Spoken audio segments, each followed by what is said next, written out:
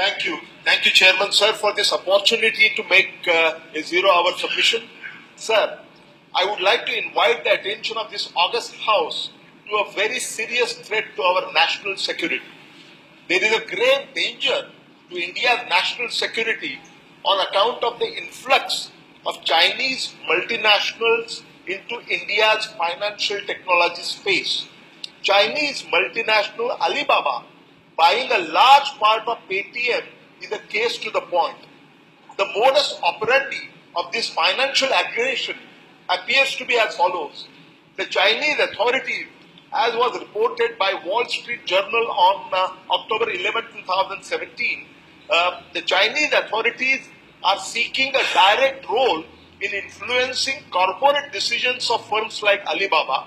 On the other hand, Alibaba has applied for a non-bank finance company license in India through Paytm, where it has a majority stake, as reported by Economic Times, March 21st, 2018.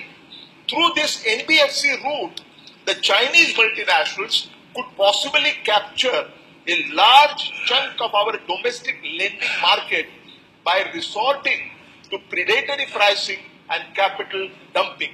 Chairman, sir, if Chinese multinationals are allowed to dominate the Indian financial services sector, they will gain access to private and financial data on millions of individuals and corporates. This could inevitably expose India to a serious geopolitical risk and make our country vulnerable to external influence, thereby compromising national security.